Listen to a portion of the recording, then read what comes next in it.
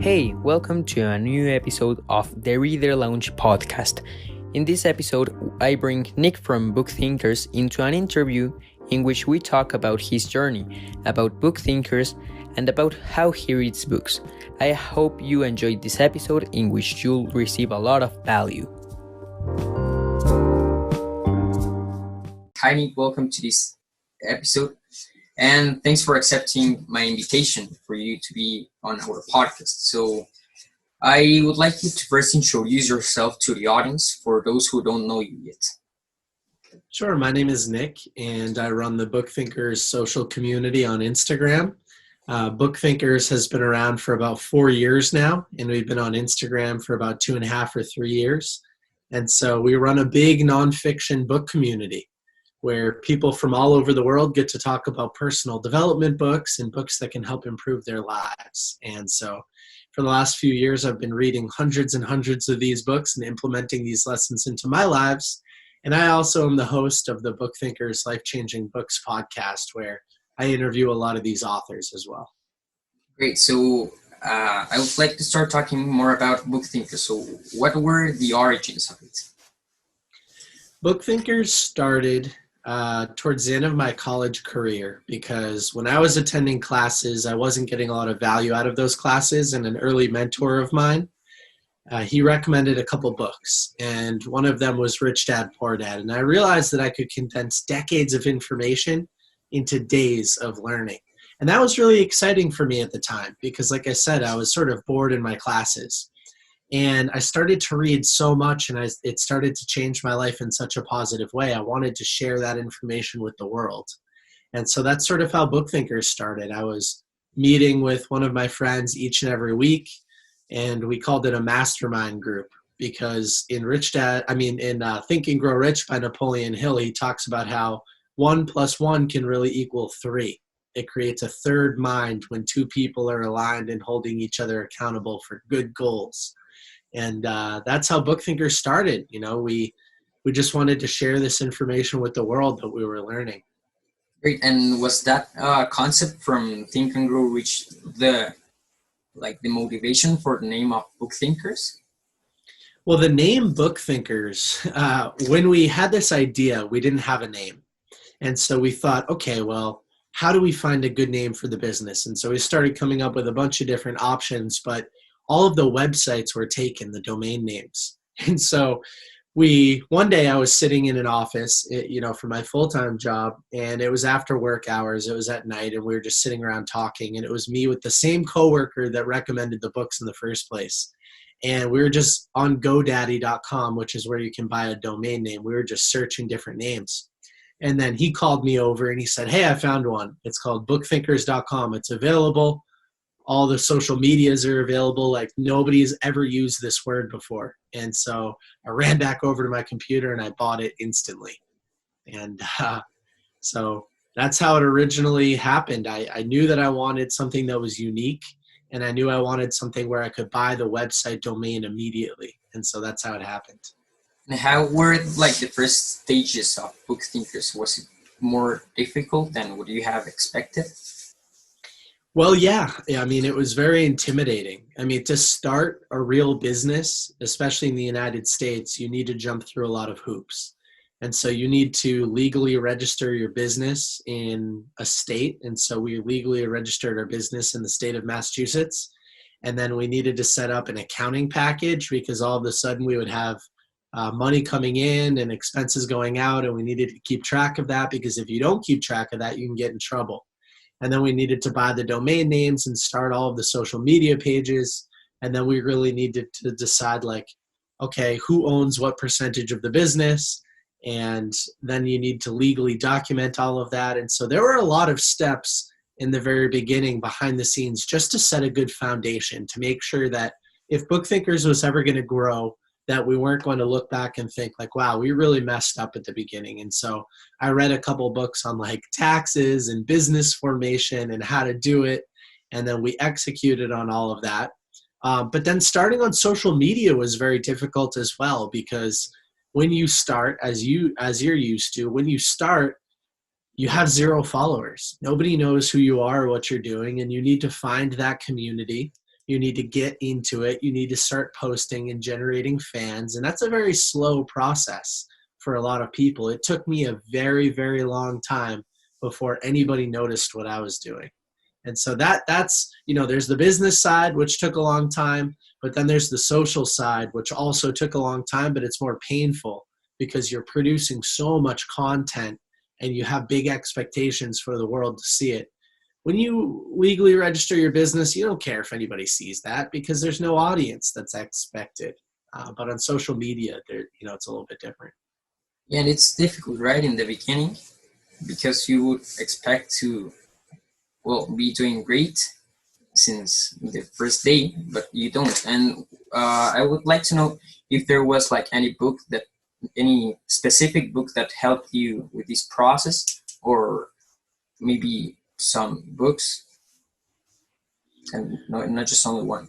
Well, I think that I found the motivation by reading a lot of biographies.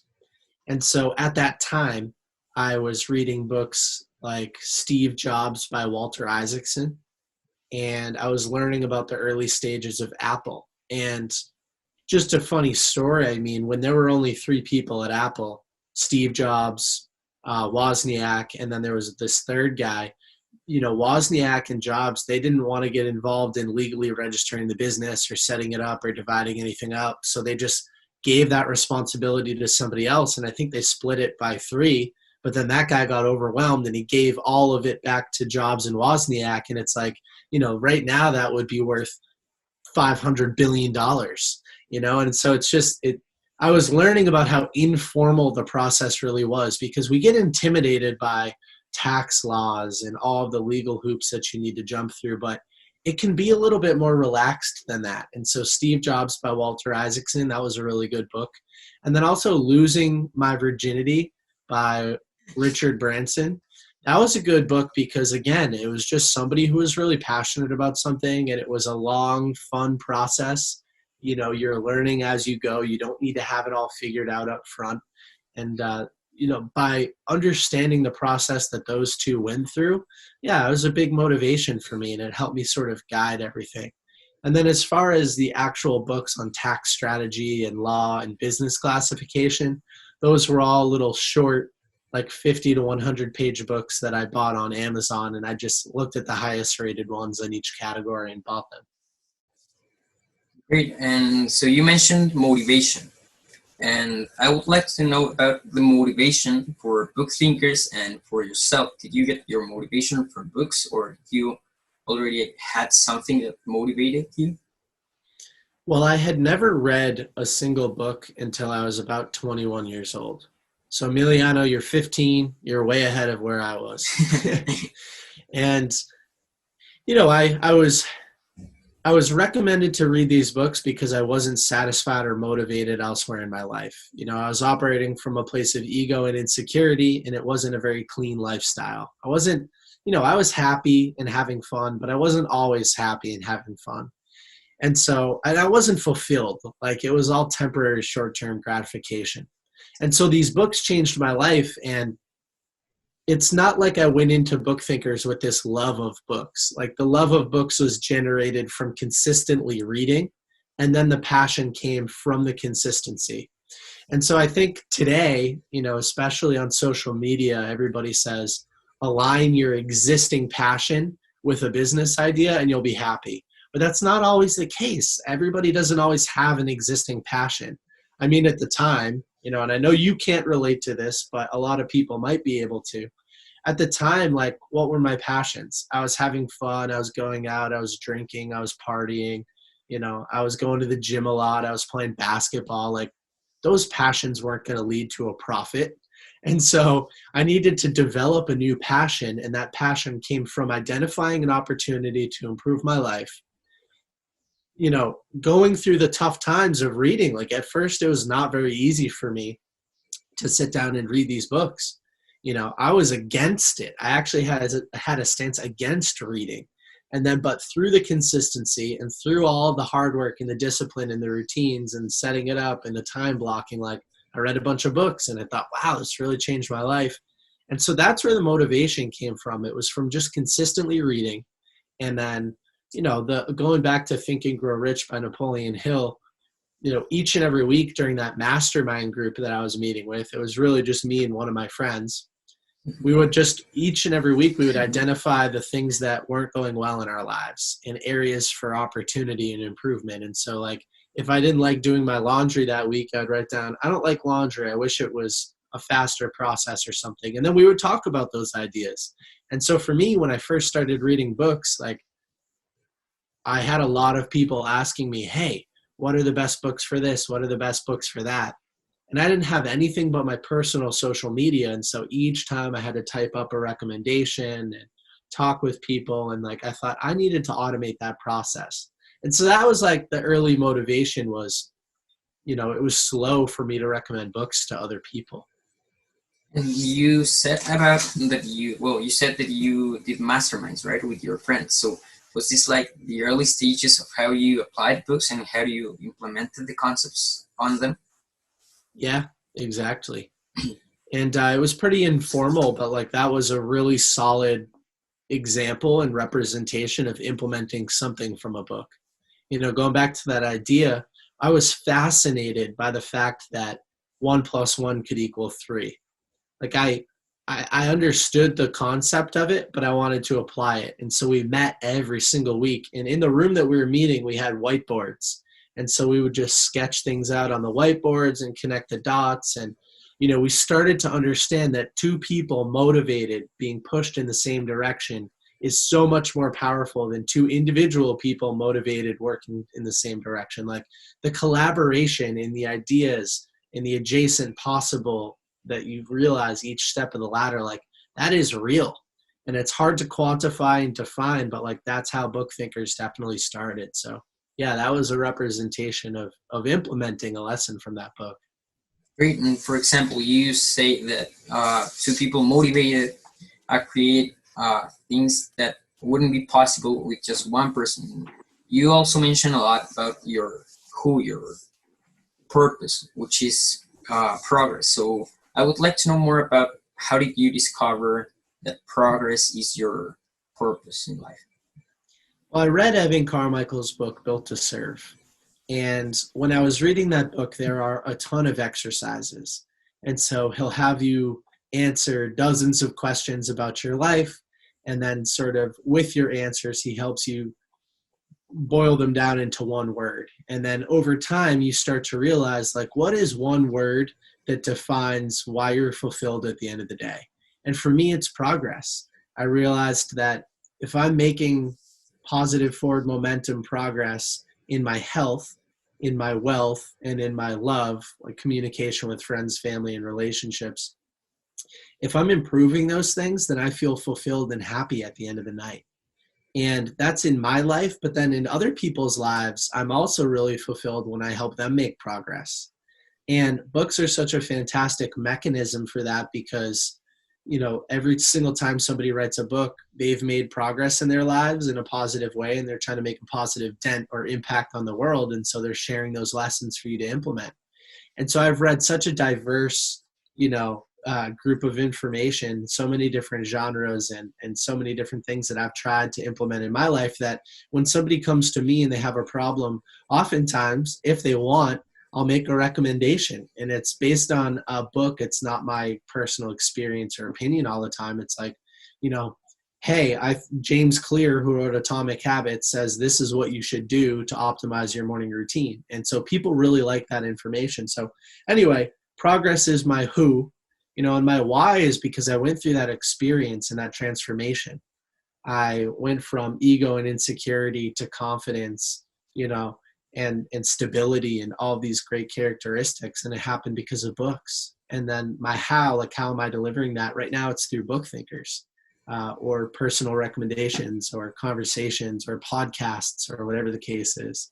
And so it took a long time. I mean, I only defined my who as progress this year, but now that I've defined it, it's so easy to communicate it to other people. Whereas before, I would talk about the mission of Bookthinkers or certain things that happened in my life, and it was always a different answer, but now it's always progress. And what advice would you give to anyone trying to find their why, their who, and their how? I would read Built to Serve. by Evan Carmichael. Or if you can't afford the book or can't get access to it, I would start to follow him on Instagram. He has a lot of great feedback and content and educational stuff. And on YouTube, he has a couple million subscribers and he posts fantastic content. So that's his main platform. So check out his content, and then do the exercises. A lot of people read books and the author will say, hey, go to this website and do this exercise, or hey, answer this question before you move on. And a lot of people just skip right over those things. But if you want to get the most out of the book and implement, then do the exercises. And that book changed my life in a big way because it's so simple now. Like, I know if I want to be happy, I just need to make progress in those areas and then I'm happy. And now that you know more about your personal purpose, what do you plan for your future and for the future of Bookthinkers? Well, with Bookthhinkers, our mission statement is empowering readers to achieve more and live better. And right now we're doing that in a couple different ways. We have the social media, which is the most popular. We're doing over 1 million impressions a week, and we have about 90,000 people on the main community. We have the podcast, and each and every week I'm introducing the audience and people to new authors, new books, and new resources that they can use to achieve more and live better. And then we have our new mobile application, which leverages optimized organization and spaced repetition to help people retain and implement more from the books they love. And so as Bookthinkers continues to grow, we'll continue to identify opportunities to empower readers to achieve more and live better. And if it's a good fit for the business, then we'll keep growing that community. Like, at the core of that mission statement is our vision, which is, we know self-education is a powerful tool. We know that it helps level the playing field. You don't need to, pay $500,000 to go to Harvard. You can just pick up a couple good books and learn those takeaways. And everybody has access to those books no matter where you are in the world. And that's a really powerful kind of like vision to be aligned with, is, to continue to give people access to these tools. Like, Instagram's free. I do book summaries and tips. You can go implement these things I'm talking about. And then, for me, I'm motivated by a couple things. One, not in a materialistic sense, but it's financial stability and security, and location independence. Like, I never, and I don't feel this now, but I don't feel the stress of money when I wake up, and that's a beautiful feeling. And I'd love for my friends and family also to be able to experience that. Gary Vaynerchuk says the person that's winning is the person that wakes up in the morning and doesn't feel any stress or anxiety. And so for me, I just want to make sure that I can keep that feeling for the rest of my life, but also have my friends and family get to experience it from my hard work too. And just keep making progress in my life, and keep helping other people make progress too. And I would like to know if that's your definition of success, like waking up in the morning and knowing you did great last day and you can progress today. Is that like your definition? Or do you consider yourself successful? Because I do. I do consider you successful. Yeah, I think that is a good, I don't have, I should probably read a book like Built to Serve, but on defining success, because I don't have one definition for success. I guess daily progress for me is success. It is happiness. It is fulfillment. And there's always room to improve areas of our lives. That will never change. And so I'm much more focused on identity than I am outcome. And so for me, my identity as somebody who makes progress, like, I love the process, not the outcome. And so for me, I think I'll be happy forever as long as I can continue to make progress and help the world in a positive way. So yeah, that's a good definition of success for me. And I do think that as long as I'm making progress, I'll be happy. I really believe that, and for somebody else, that's as long as they can go for a run, they're going to be happy. Or as long as they can, donate a meal to a homeless person, they're going to be happy. Like, everybody's definition is a little bit different, but I love identity-based happiness instead of outcome-based happiness, because if your idea is, okay, $1 million, I'll be happy, and then you make $1 million, and now what? you're unfulfilled and you're without a purpose. So make sure it's focused on your identity and process and not an outcome. Yeah, I agree with that. And I would like you to like advise your 15-year-old self if you saw him once again, or well, you're 26, right? So your 16-year-old self, what advice would you give him to progress in life in general, or in his point in his life? I feel like I'm already talking to my 15, 16-year-old self right now. I would, there's a few things I would do. Number one, the number one recommendation, and you hear it all the time, but I would say this every single day to my 15 or 16-year-old self is don't care that much about what other people think of you. I spent a lot of time caring too much, and that caused insecurities and anxieties, and it caused me to be there's two sides of caring too much. There's, you fear judgment, but you also take praise into your head, and so that causes ego. And I dealt with both sides of that a lot. And so I was insecure and I cared too much about what other people thought, but I also developed an ego because people would compliment me and people would tell me that I was doing great. I would let that go to my head.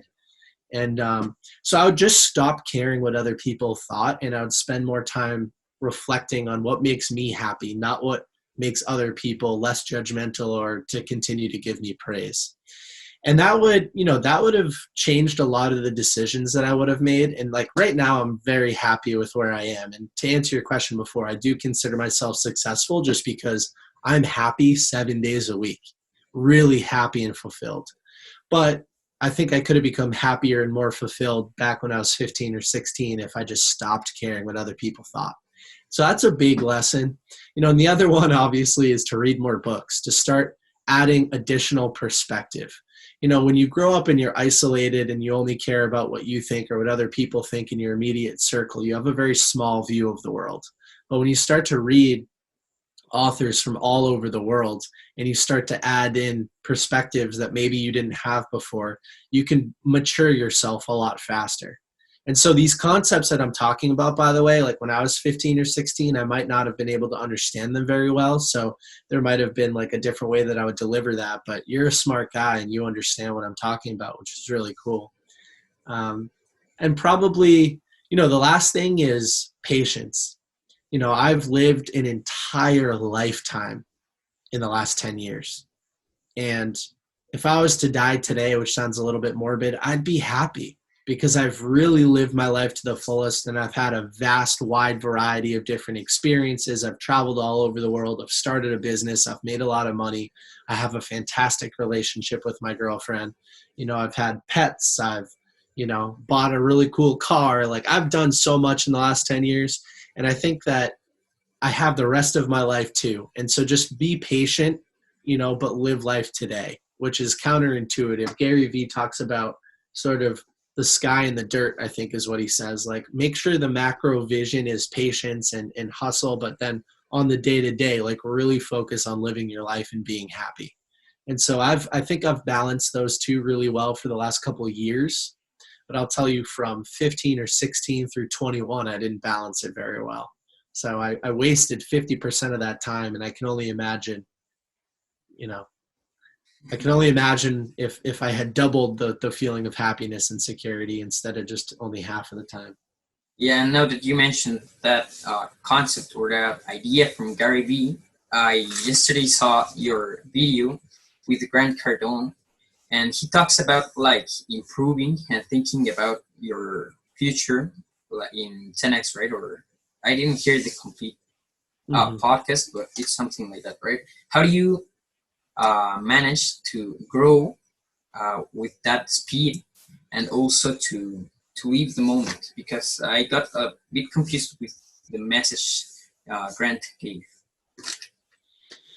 Yeah, Grant says that his biggest regret in life is not setting big enough goals. And the 10X mindset is about elevating yourself to a new playing field, to a new game. Not to be worried about the day-to-day stuff and let it cause you anxiety, and to be playing a bigger game. But also, for me, it sounds contradictory, but I think that, on a daily basis, discipline equals freedom. if you're controlling your time, if you're always in the present moment, then you do feel alive and you do feel free. And the interesting thing about setting really big goals and moving really fast, but also staying present, is that the 80-20 principle, like only 20% of your daily activity leads to 80% of the result. And so I call that high impact activity, whereas the 80% of low impact activity that only leads to 20% of the results, you can get rid of that. And so by getting rid of that, right, and maybe you double your impact activity, so you're only working 40% of what you were working before, but now you've doubled sort of the outcome. And so that's where I'm sitting today. Is I only focus on high impact activity, and I free up a lot of time by getting rid of the low impact activity, by automating, delegating, and eliminating that low impact activity. And so the business is moving faster. The business is growing. We're always focused on high impact activity. But I also have a lot of time in my day to slow things down and to practice gratefulness. And I know that I'm not outcome based. I don't need to sell Bookthinkers for 50 million tomorrow to be happy. I just need to make a little bit of progress and then I'm happy. And so it's like, I don't know the numbers or the math to support like the ideal situation, but I know right now it's working really well. Does that make sense? Yeah. Or is that a crazy thought? No, yeah, it does make sense. And you mentioned the DEAL concept, right, from the 4-hour work week. So do you use like that specific book to get rid of the 80% stuff that doesn't create big impacts in your life, or do you use other methods? Well, that book helped introduce the concept to me, and then I read the 80-20 principle by Richard Cook, and I read some other books that talk about the 80-20 principle. So once it was really, really, really formulated in my mind, I think the book that helped me execute the most against it was Essentialism by Greg McKeown. And so in Essentialism by Greg McKeown, he basically says each and every month define sort of like 6, 7, or 8 big things that you want to hit. And then you need to prioritize them. So each and every day when you sit down, you start at the top of the list and you work against that activity. And once you've made progress on that, if you go to sleep and you've just made progress on that first activity, since it's the most important, then you're going to be happy. You've made progress. You're executing against your big 10x goal. And then once you're done with that one, you can move down the list, down the list, down the list. Now, if a wild opportunity pops up out of nowhere, which happens all the time with Bookthinkers, a new author wants to work with me, or a new book just came out, or I need to, enter this new business unit, which all of a sudden makes a ton of sense. Like, unless it's better than what I already have in my list, I need to table that and add it to my list of other things to consider for next month. And so for me, that always keeps me focused on the high impact activity. Each and every day I'm prioritizing the high impact activity. I'm not letting the distractions attack me. And then I think delegation as part of that Tim Ferriss structure has been the most important for me, because once you can identify what's high impact and what's low impact, there's a lot of low impact stuff that still needs to get done day to day. And so you can automate a lot of that with software and technology. You can eliminate some stuff that you might not realize, that you might realize isn't that important. But then delegating the low impact activity that still needs to get done, I learned how to do that through the E-Myth Revisited by Michael E. Gerber. And Bookthinkers has a group of subcontractors that works for the business each and every day to take care of some of that low impact activity. And yeah, that, those books, the 4-hour work week, the 80-20 principle, the E-Myth Revisited, and Essentialism, like what a good group of 4 books to help free up some time. And I would love to know, when are you planning to write your book? Because it would be amazing to read it. Yeah, I don't know. By the end of the year, I do have a big goal to finish a book proposal. And the first book that I'm going to write, I think it's going to be titled You Have an Upgrade Available. And it'll be An introduction to personal development, it'll be 15 alter egos or 15 areas to improve in your life. And these will all be 1% changes that as they compound over 15 years, they'll lead to big differences in your life. And so an example of an alter ego is like the monk. There's two versions of you. There's the version of you that never adopts any meditation or mindfulness practice into your weekly routine. And then there's the version of you that does, and I'll call that the monk. And so I'll talk about my experience with meditation and mindfulness. I'll talk about the books and resources that I use to help achieve some progress in that area. I'll talk about, the desired lifestyle changes that will lead to 15 years into the future. And I'll introduce people to 15 of those, because the most common thing that I'm getting in my DMs nowadays is like, I'm brand new to this. I read a couple books. They excited me. Like, what's next? And so I'd love to serve up that book on a platter. In the intro, you can read about these 15 alter egos and see which ones interest you, maybe some of what the desired lifestyle changes are. And that might be the first book. That's what's in my head right now. And so if the book proposal is done this year, it could get published next year, maybe 2022. Depends on if it ever falls into my essentialism activities for the month. It sounds great. I would love to read it. Thank you. Well, you mentioned also about personal development and for people new to this world, right? So for these people who maybe pass through these personal development cycles, when they might feel like great one day, but 10 days later, they might feel unmotivated or like they are not progressing a lot, what advice would you give to them? Or do you ever pass through these cycles? Not anymore, but I definitely did at the beginning. With reading specifically, I always recommend that people start small and they create positive momentum. Every time you pick up a book when you've never read books before, it takes a lot of willpower. And so each and every time, you're trying to find time in your schedule, you're really forcing yourself to read. You might not love the process. You might get tired after a couple minutes.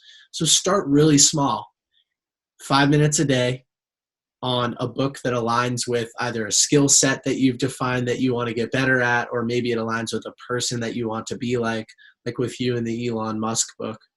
And so start small, 5 minutes a day, and create momentum. And see what happens with momentum is that you'll start to form a habit. So your subconscious will identify opportunities for you to read. And, you'll start to convince yourself through positive self-talk that this is a good thing. And that'll decrease the willpower necessary to pick up the book. And so 5 minutes a day is really achievable. Stack it into a morning routine or a time of day that you really want to, that is easy for you, to make it really simple. And measure your progress. Start to talk to people about it. Get motivated. Identify as a reader. Tell other people that you're a reader. Jim Quick says that the two most powerful words in the English language are I am. And so start telling yourself that I am a reader. Make the environment around you friendly for reading. Leave books everywhere, and then you're more likely to read. And so there's so many little tips and tricks to help generate momentum. And then once you really get a lot of momentum and you see a clear return on investment, there's no reason not to be reading. And so for me, I've just found that over time, it's continued to get stronger and stronger and stronger. And it's not about motivation or discipline all the time. It's about momentum, in my opinion. And now about reading. So in my first year of reading, I read like 14 books maybe. Well, no. In the first semester I read, because it was August, I read Elon Musk. So within 6 months, 400 long page this book. And then I read 15. I think this year I'll read 25. So I would like you to talk about your path of reading and how have you improved? How much do you read now, and how do you take notes? Well, when I first started reading, I started about halfway through the year, I think. And so I probably read, a similar amount, maybe 15 books in my first year. I wish I was documenting better back in the day so that I had real numbers to give you, but I probably read about 15 books. And then maybe it jumped up to 30 in the next year. And then for the last few years, it's been anywhere between 15 and 80 books. And walking into 2020, so at the end of 2019, last year I think I read 75. And so this year I said, I want to slow it down a little bit and revisit some of my favorite books, the 20% that have led to 80% of the positive changes in my life. And so I wrote down those 30 books that I wanted to reread. And then I decided I'd like to read 30 new books. And those would be a combination of books that recommendations from friends, new books that came out that I had to read that the social community validated, or paid book promotions, because I was doing a lot of those in the beginning of 2020. And, now I'm on pace to probably read 80 or 90 books this year. So I'm definitely going to overachieve that goal. But that's because I launched the podcast. I'm doing one podcast episode per week, sometimes a little bit more, and that requires a lot of reading. But rereading those books that have had the biggest impact on my life, I've loved doing that. So that's a little bit about my reading journey. And I think, if I sold Bookthinkers for $50 million tomorrow, I would still be reading that much. Like, that's how much momentum I have. It's led to such a positive impact on my life outside of business that I don't see myself stopping for any reason anytime soon. Like, the more you read, the more you realize you don't know a lot that's out there. Yeah. And like, you'll go from somebody who's a know-it-all, and then you read a couple books and you realize you know nothing. And so that's like one fun realization. And the last part of your question was about taking notes. And for the last couple of years, I've always looked for my top 10 takeaways from a book, because I'm somebody that's reading a lot. And I just feel like in order to implement 100 things, you're going to need a lot of time to implement 100 takeaways from a book. And it's very difficult to keep track of implementing 100 different things. So for me, identifying up to my top 10 is sort of my biggest task. And so when I'm reading a book, a physical book, I'm circling page numbers, I'm highlighting things. Like, if I really love something, I'll circle the page a lot to kind of like highlight it, or I'll put a star next to the section that I really love. And when I'm done reading the book, I'll do, for the last couple of years, I would put my notes into Evernote. Now I put my notes directly into the new Bookthhinkers mobile application. And the reason for doing that, the application only allows up to 10 takeaways. You can label your takeaways as an action item or a general note, a quote. You can custom label it, whatever you want to do. And then the system, if for books, now then there's two situations. Once I've read the book, I've taken my notes and I've put them in the system. If it's a book that's not one of those 20% that can lead to 80% of the impact, I just leave my notes in there and I can revisit them whenever I want. If I'm going to walk into a situation where I know I'm negotiating for something, I can pull up my notes of Never Split the Difference by Chris Voss, and I can reread my biggest takeaways on negotiation. Now they're fresh in my brain and I can go implement them.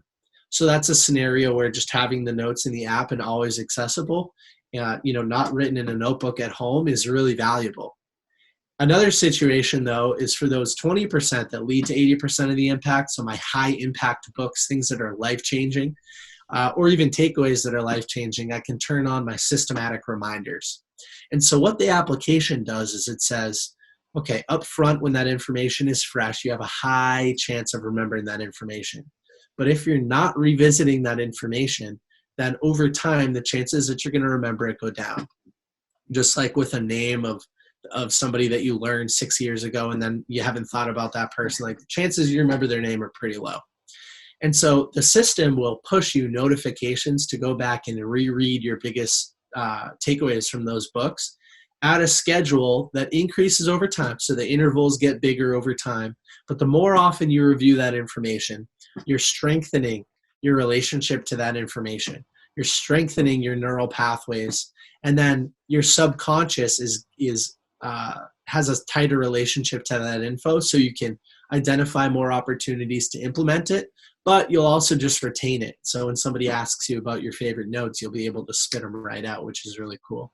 And so just the last piece on that is the app is extending your relationship with the book. Most people read a book, they highlight their biggest takeaways, maybe they write them down, and then that's it. You're done. You move on to the next book and you never revisit it. And you can only remember what you're thinking about. So if you're not revisiting it, if you don't extend that relationship for years to come, then there's an opportunity cost. You're missing opportunities to take advantage of that information. And so you're not living up to your full potential. And that's how I take notes. That's the long answer. And besides, or maybe inside the Bookthinkers app, can you track your progress with the things you can take action from books, like maybe a certain concept? Or I'll put as an example the 5 a.m. club. So Robin Sharma says you wake up at 5 a.m. for 66 days and you then get to automation, right? But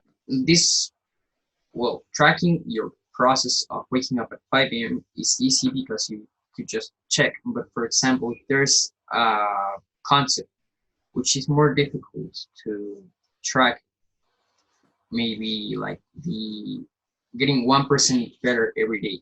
How would you track that? Yeah, so the Bookthinkers app today, it doesn't have the ability for you to track progress against your action items. I use a shared Excel spreadsheet with my friends. So I'm part of an accountability group that meets every single week, and we all have a shared Excel spreadsheet. On the bottom, my name, my friend's name, my other friend's name, my other friend's name. And so we could look at each other's activity through the week. And so that's where I plug in information from the books that I'm reading that I want to implement or try out. And so a concept from the 5 a.m. club, just using that as an example, if your goal is to hit 66 days in a row, Monday through Sunday, your goal is 7. And then each day you put a little check mark. And so if you don't accomplish the goal, then it highlights it in red at the end of the week in our little spreadsheet, because we have conditional formatting set up. And then during the call, we can talk about, okay, why didn't you accomplish this goal? What can you do next week to increase your chances of hitting it? Sometimes we multiply the impact on our final completion percentage for the week, like all the goals versus the outcome. So you can make it more valuable and have a higher impact if you miss it. Like there's a lot of different things that I do in that spreadsheet, but that spreadsheet is where I implement things from books. And so it's all measurable.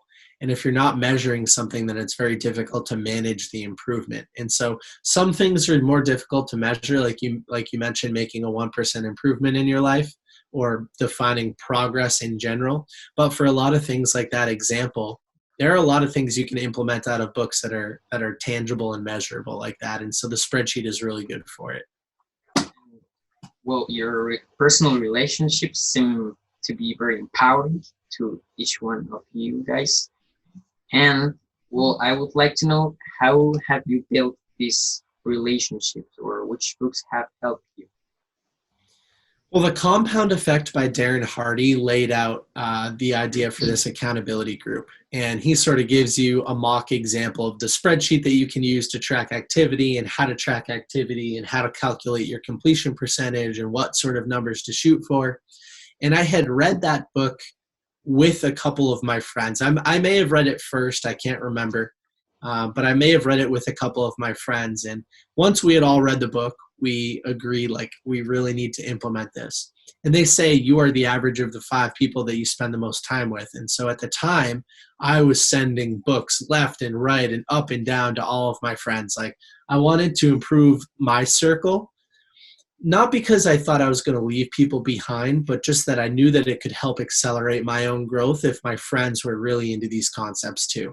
And so I chose, like, a few of my highly motivated friends, and we started to meet. And, that's how that initially happened. That was the book that helped it happen. And nowadays, I really believe in that concept. If the 5 people that you spend the most time with are all partying and drinking and going out and spending money and unhappy, well, guess what? You're going to be the 6th person that's unhappy and going out and partying and whatever. But if all of the 5 people you spend the most time with are millionaires, guess what? You're going to become the 6th millionaire. And that concept was really important for me. So I did do some networking on social media, and I met some really cool people that I talk with all the time.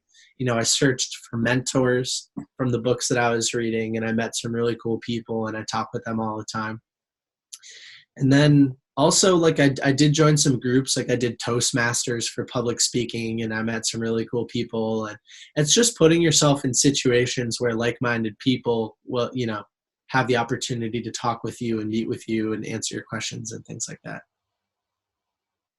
Yeah. So would you suggest people to go like to social media or networking groups to meet new people? And also, you said about mentors. So, what is the definition of a mentor for you? Because I, like 3 months ago, had the idea of, well, it became a reality, but of this mentor that uh, is called Spencer Hoffman. He's from here. And he says if you want to have a mentor, one way to have him or her is to work for free for him or her, right?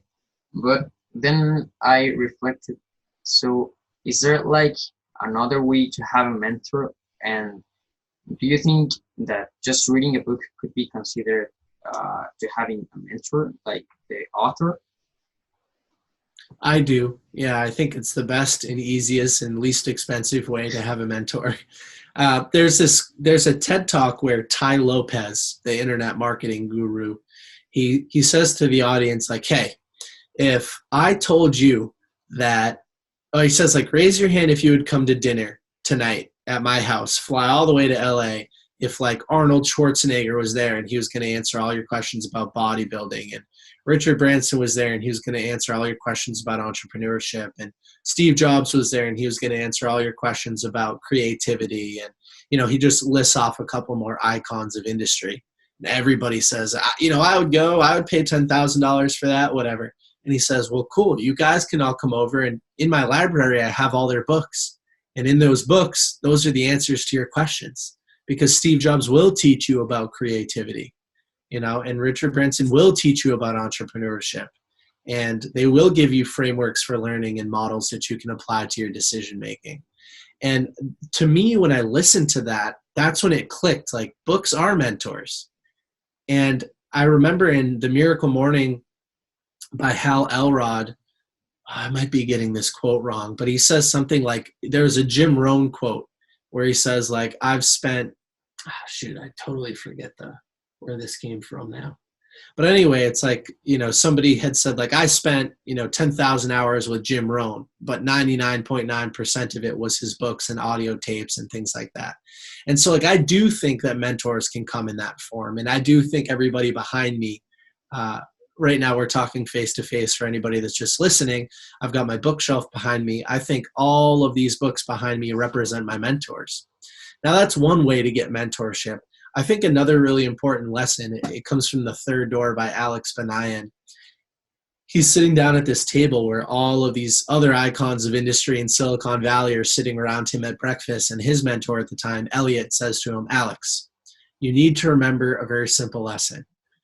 You can either be friends with these people or you can be a fan of these people, but you can't be both. So remember, friends shake hands, fans take pictures.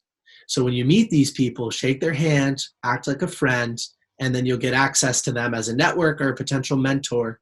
But you can't take pictures and be like a fan, because they're just going to turn you off and you're not going to get access to them.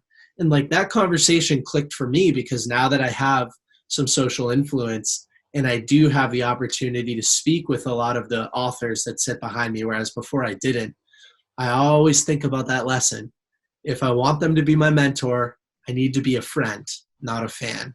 And so I apply that a lot. So yeah, those are a couple thoughts that I have on mentorship. I hadn't thought of the second one, and it is true. And well, now I would like to ask you the followers question. So the first question is from Books on the Desk, and it says, what are the top 5 biographies you have ever read?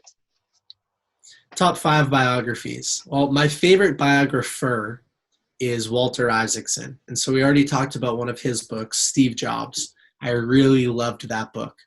Another book by Walter Isaacson, a biography that he wrote, is Leonardo da Vinci. And that's a fantastic book. It talks all about creativity. And I found Leonardo to be a fascinating human being.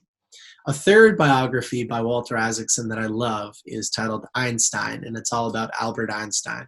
And I learned so much in that book about concepts that were foreign to me previously, relativity and all that kind of stuff. And now, I don't apply that to my life all the time, but I find it fascinating and I can have a conversation about it.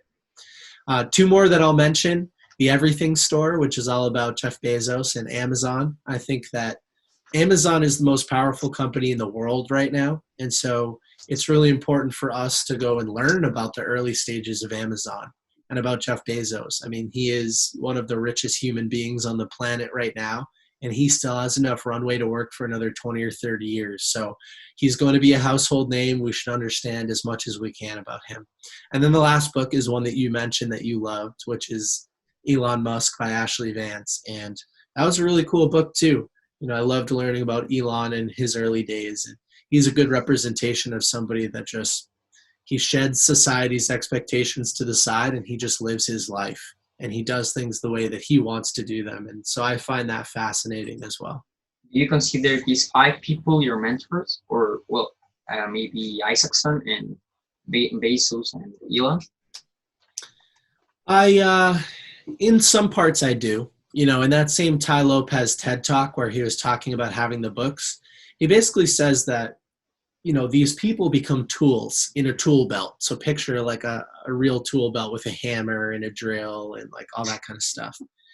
And he says, when you have access to that tool and it's always on your hip, it doesn't mean you're always going to use it. You only use the hammer when you see a nail, right? You don't use the hammer when you see another situation that might require a wrench or something like that. And so with these books, like I have access to these models and these decision-making thought processes and things like that whenever I need them, but I don't always have to use them. And so Steve Jobs, I understand how he operates so well after that book. And I've read it a couple times now that if I'm looking at a situation, I can take out his thought process and run the situation through it. And what would Steve Jobs do? In that same situation, if I don't like that outcome, I could take out my Jeff Bezos and run the situation through how would Jeff Bezos handle this? Okay, do I like that outcome? No. Now let me look at Elon. And so I can do that because I have all of this and it's documented so well in my app and in my notebooks. And I'm reviewing it so often that it's always at the top of my mind. And in some part, those are my mentors, but I think I have, I've got dozens and dozens and dozens of those mentors. So I've got a lot. So not just them, right? Maybe all the 700 authors you have 700 books, or how many books do you have? Yeah, well, the number goes up every week, but yeah, 700 to 800 is my guess. Although it's been a long time since I've counted. And having read hundreds and hundreds of these, I definitely have a lot of mentors, and then there are real mentors that I do meet with each and every week, or that I have access to when I need to ask them questions. And so one example is Kevin Horsley. He lives in South Africa. He's a memory grandmaster. And so at one point he memorized the first 10,000 digits of pi and competed in these memory competitions. And he's a really spectacular human. And I meet with Kevin every single week for 1 hour. And so he's a brilliant person. His book, Unlimited Memory, has sold hundreds of thousands of copies. And, he's a bestseller and that kind of stuff. But he's also just a really smart man who's read, tons and tons and tons of amazing books. And he's created an ideal life for himself. And he consults on Bookthinkers as a business and also in my personal life. And I love meeting with him each and every week. And Evan Carmichael, who wrote Built to Serve, I ask him a lot of questions and stuff like that and his advice on certain things. And so it's nice to have access to those people, as a more conversational mentor rather than just an observational mentor. Yes, books, right? Well, and you also said that you each week you have new books, right? And I would now like to ask you this question by it might come later. But the next one is from Kindle Book Quotes, and it is, what are your hobbies and other things you do besides Bookthinkers? I do a few things. The number one that I love to talk about, and really what most people actually use as my number one identifier, is travel. I love to travel internationally. And so prior to COVID, traveling and putting myself in uncomfortable situations and new cultures and languages that I don't understand, like, I love that. And so in 2019, in January and February, I spent about 5 weeks in Buenos Aires, Argentina by myself. I don't know Spanish. No hablo español, pero estoy aprendiendo. And I just flew down, and I didn't know anybody there. I just got an Airbnb by myself, and I didn't know the language. And I explored, and I loved it, and I met new people, and I went to bars by myself, and I socialized, and it was a super fun experience. And also last year I went to Medellin, Colombia. I went to Aruba. I spent some time in Lisbon, Portugal. I went to Canada. I went to other places I can't even remember anymore. And so, it was just such a fun, I just love traveling internationally. I'm super motivated by that. So that's one hobby, and then I'm also really into physical fitness. I love going to the gym. I love being strong. I love every day I wake up as part of my morning routine and I exercise and I get some cardio in. And right now I love exploring. I live in Boston, Massachusetts right now, and I just love exploring the area and running or rollerblading and fun stuff like that. And for example, now with this COVID thing, you can travel, but what do you do? Do you just exercise or go to local zones you haven't visited yet? Well, thankfully I still do get a little bit of travel in. So I travel within the United States, and it's a little bit more accessible than the news might make it out to seem. A couple weeks ago, I spent some time in the southeast of the U.S., and I went to Charleston, South Carolina, and Savannah, Georgia, Jacksonville, and St. Augustine, Florida. And so, I flew down and rented a car with my girlfriend, and we traveled a lot down there. And so that was a lot of fun. And I also get to travel by car up here in the Northeast a lot and visit new areas and monuments. And there's a lot of history in the Northeast in the United States. So getting to experience some of that. And I'm actually spending 10 weeks in Austin, Texas, which is in a very different part of the United States. And I'm driving down and driving back up and taking two different paths. And so, getting to experience probably 10 new cities later this year. So I still get a little bit of travel in, even though COVID's here, but I practice my social distancing and make sure that I'm safe and not putting anybody else at risk. Yeah, it's a different type, right, of travel. Mm-hmm. And so the next question is from the Positive Voice Official, and it is, how do you prepare to make the 1-minute book tips? Do you reread the book or the review you have already done?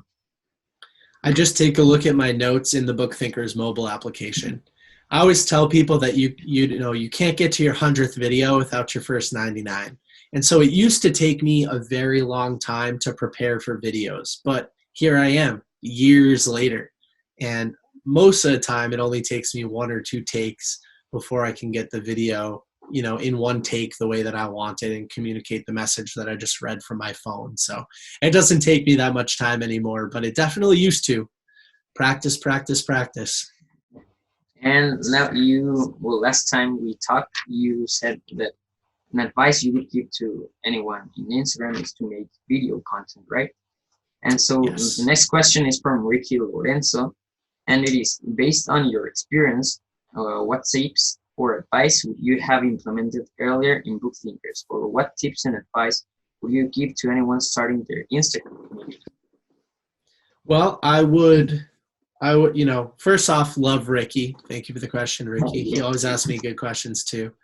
My advice to me as far as Bookthhinkers, I just wish I started creating video content earlier, because I didn't for a long time. And so I'm talking to my 15-year-old self right now. Make some video content, get your face behind the community. You'll develop relationships with people. It'll also help you realize that, to stop fearing the judgment of other people.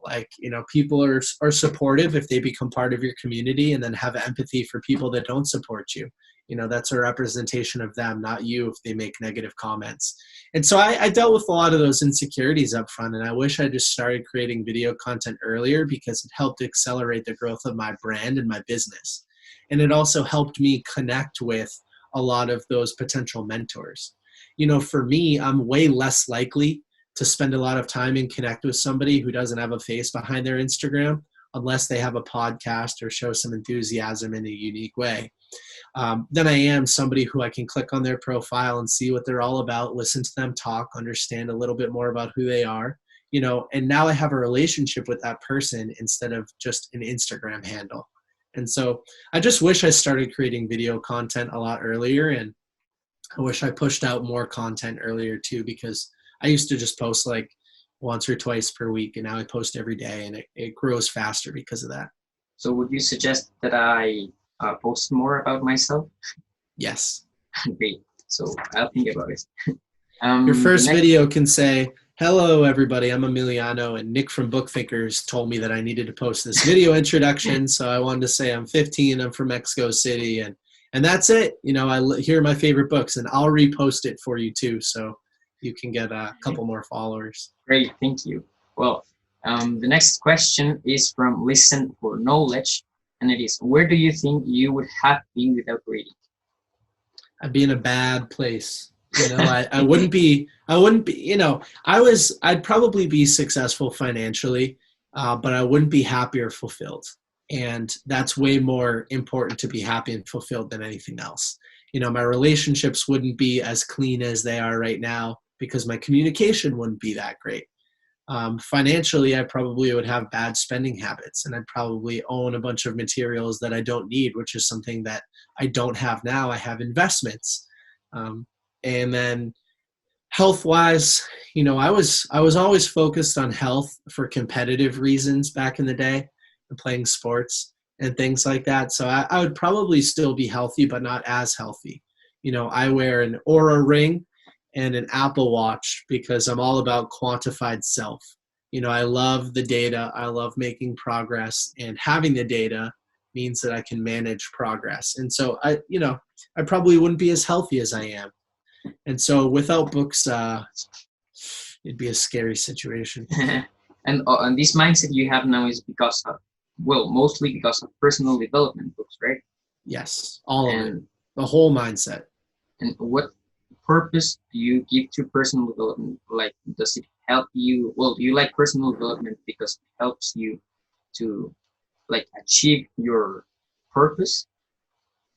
Yeah, it closes the gap between where you are today and where you could be, like your potential.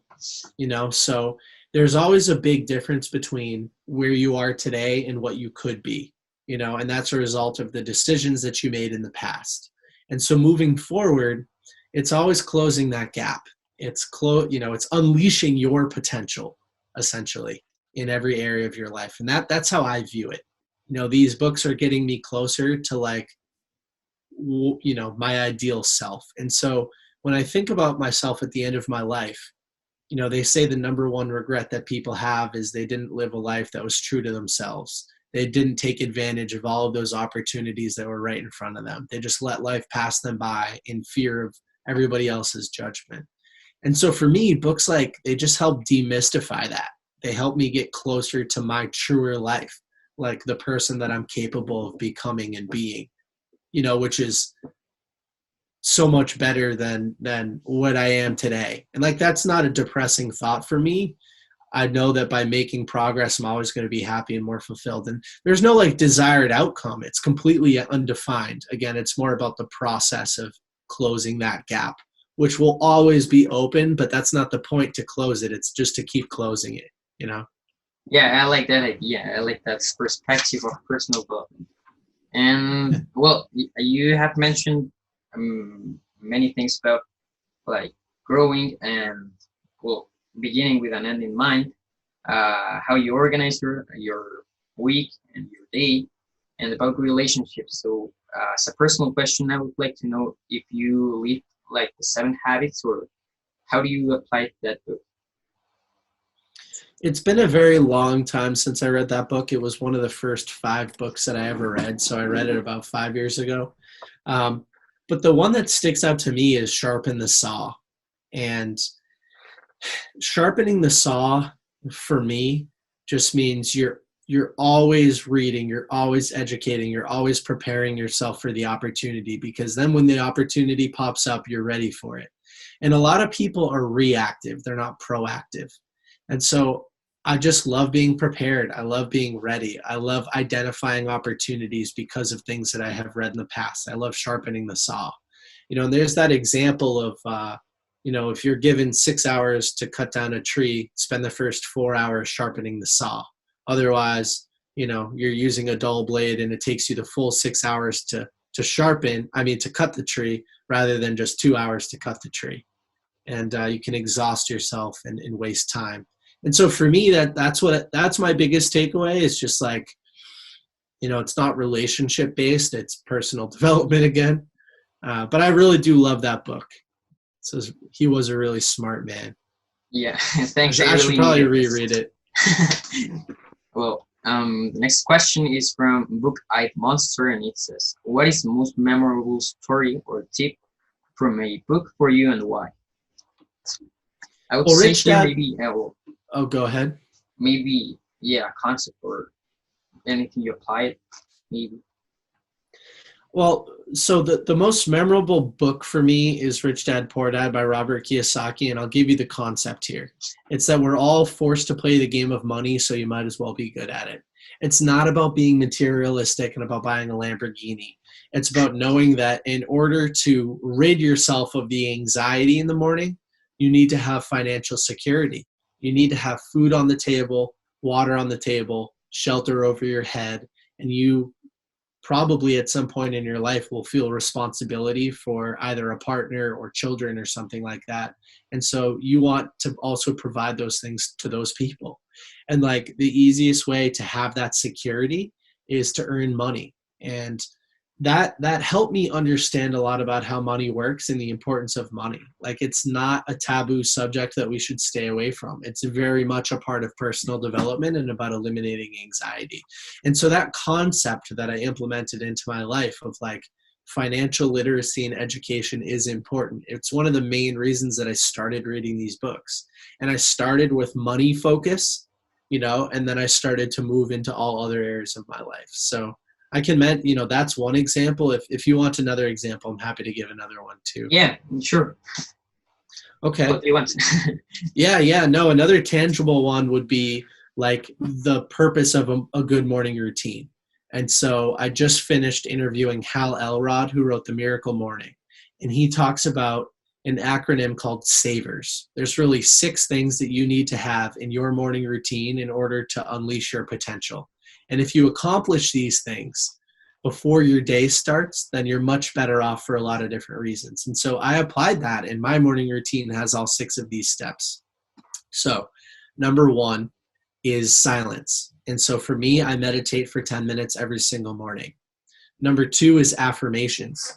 I have my affirmations all typed out and framed, but I read them. They're based on health, wealth, love, and happiness. And so I pick one that's relevant to my life. The V in SAVERS is for visualization. And so I kind of tie that hand in hand with my meditation, but I spend time visualizing, even for a second, just my ideal day. I spend time on it. I focus on it. I bring, some of the things that I'm committed to achieving in that essentialist graphic to the forefront of my mind. And that's important. The E in SAVERS stands for exercise. So every single morning I go out and I exercise. And I exercise because, as Robin Sharma says, in the 5 a.m. club, like the endorphins from exercise can last up to 16 hours or something like that. And so by putting that at the front of your day, you get to take advantage of that boost of energy and mental clarity for the rest of your day and apply it to all the other activities that you have going on. And so that's the E. The R stands for reading. And so every single morning I read.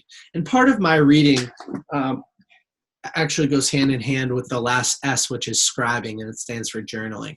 So every day I read The Daily Stoic by Ryan Holiday, and then I use the Daily Stoic Journal by Ryan Holiday to journal, which is the last S in SAVERS, scribing. And so that's another practical thing that I've implemented. And if you can bookend your days, to use a book reference, if you can control your morning and you can control your evening, then everything else in the middle has a higher opportunity of being successful, right? But if your morning is out of whack and it's crazy and it's, just unorganized, and your evening is crazy and you don't have control over it, like the chances that you're going to control the middle of your day are pretty low. You'll probably get lost in the whirlwind. And so for me, morning routines are super important. And that book and applying those 6 things into my morning every day for the last couple of years has been really important for me.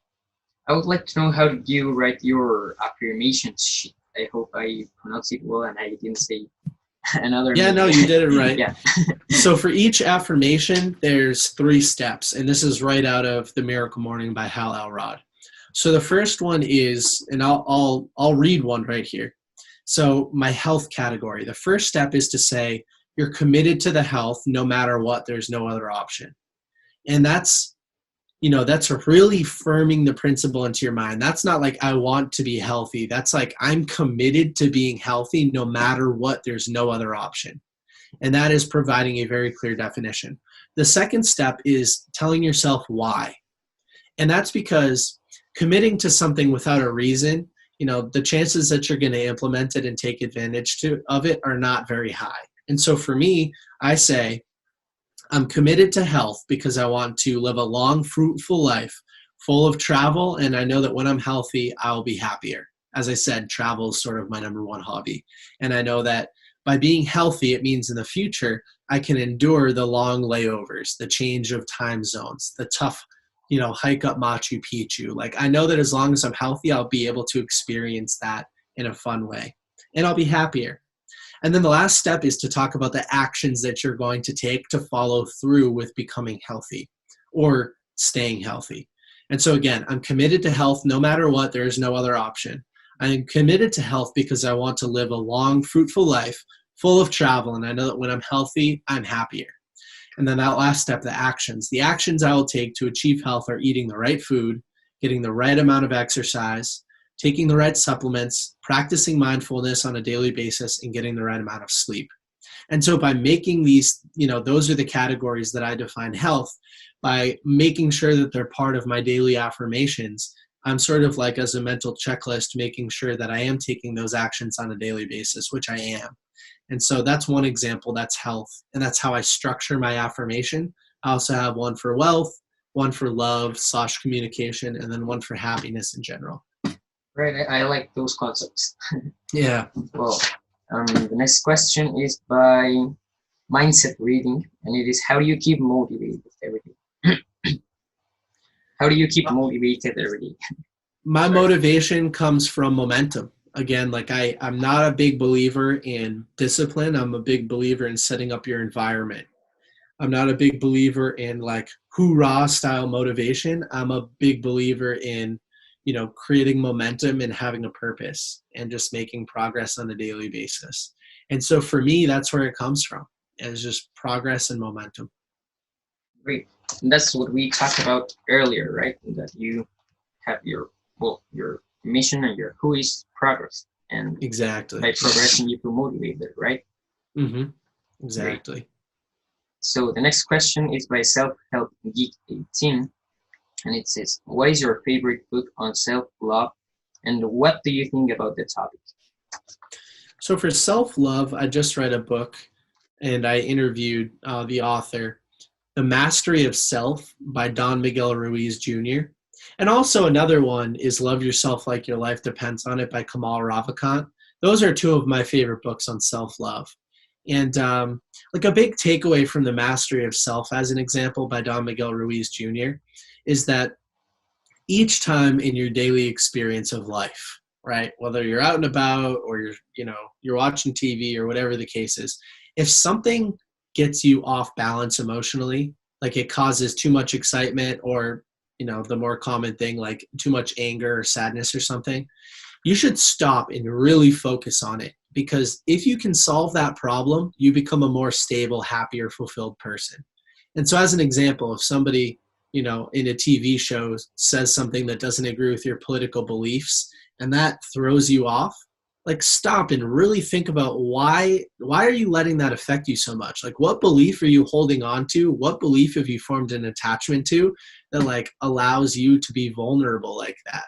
Because if you can solve that problem, then you become more bulletproof and you can become more loving of yourself.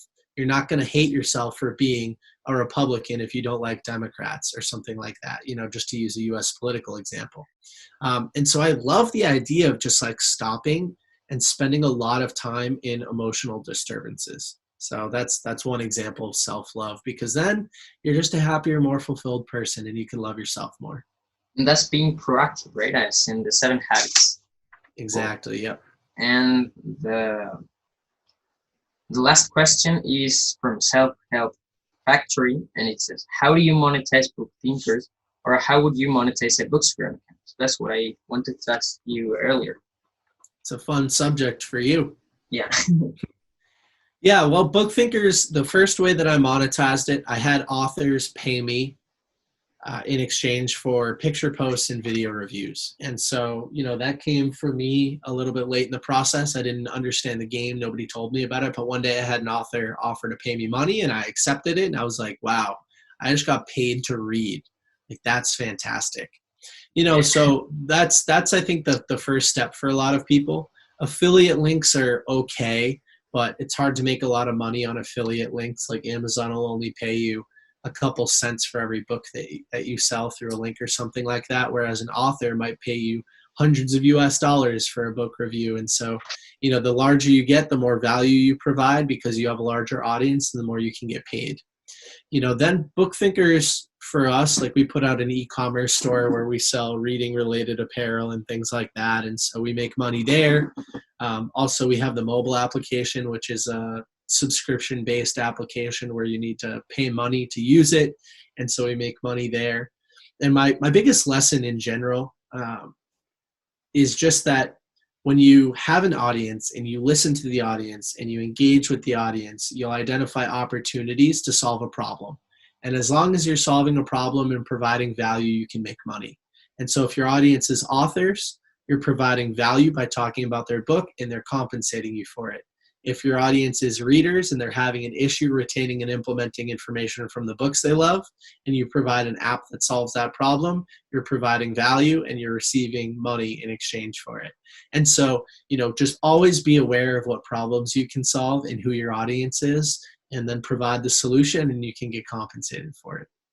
And how much would you charge for a review in a account like with 1,000 followers or 5,000 followers? Yeah, I don't know because I started charging around 10,000 followers. You know, for me, I always had options. And so if an author said, how much do you charge for a review? I'd give them a couple options. I'd say, this is how much I charge for an unboxing story. This is how much I charge for one picture post. This is how much I charge for a video review. And you know, I did stop doing those, the video reviews around 40,000 followers, I think. And now we're up to about 90. But when I stopped, I was doing $650 US dollars for each video review. And like, it's a lot of money to get paid to read these books, you know, and to talk about them. And that included a picture post and a couple story posts and things like that. So develop a little option sheet for those authors and just trial different prices until you find your sweet spot. To give you a number though, I mean, I think at 1,000 followers to 5,000 followers, like depending on where you are within that threshold, maybe at the top end of it, $50 to post like a little picture or video or something like that. I don't know. Okay. It all really depends on what you're doing for them, how often you're posting, how many times you're posting. You know, if the author is made of money or if this is their first book and they're trying to make a profit, like it's also dependent on that situation. And how do you find these authors? Well, for me, 100% of them were inbound leads. So they came to me because I had an audience. And in my little caption, I put DM for book promotion details or something like that. And so, yeah, a lot of them came to me. I never prospected. But if I was going to be prospecting, I would look at accounts like me and I would message the authors that I'm posting about. I would go on Amazon and I would go to categories that you're interested in, not just entrepreneurship, but I would go under entrepreneurship and then find an area of entrepreneurship that you're interested in. Because now you're going to get to the smaller authors. And I would find their Instagrams and I would email them and, or DM them your little sheet with your pricing and just say, hey, let me know if you're interested. And you can reach a lot of people like that. Great. So thank you for accepting the interview. And is there anything else you would like to add for the audience? No, just go out there and read something. Books don't make you dumber. They just make you smarter, and they'll increase your opportunities to be successful and happy in life. And so thank you for having me on this show. I really appreciate the opportunity. I'm happy to be a guest, and I'm excited to post about it when it's all ready to go. Okay, yeah, thanks.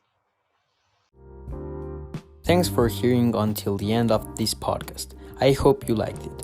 I'll leave the links to Bookthinkers pages and their app in the description of this podcast, or the link in bio if you're hearing it on Instagram. Again, thanks. Bye.